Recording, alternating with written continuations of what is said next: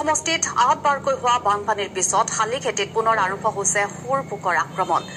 অদালগুৰিৰ পথাৰৰ বিঘাই বিঘাই শালি খেতি খাই তহিলং কৰি আছে বিভিন্ন ঔষধি সুফল নাপায় সুৰ পোকৰ পৰা পৰিত্ৰাণ পাবলৈ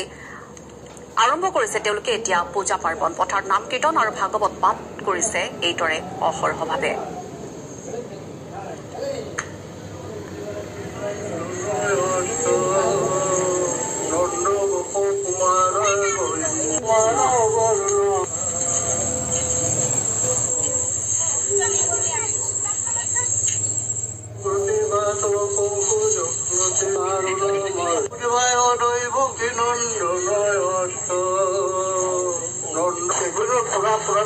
আগৰ পৰা পৰি আহিছো ভাল পাইছে কিহৰ কাৰণে এই যে ফলভাগাৰ নষ্ট হয় পকাই ধৰে বহুত পকা আহে ফুল ফুলৰ বস্তু এটা আহে পকা সেইবিলাক পকা যেন নকৰে সেইকাৰণে আমি বুজা পাইছো প্ৰত্যেক বছৰে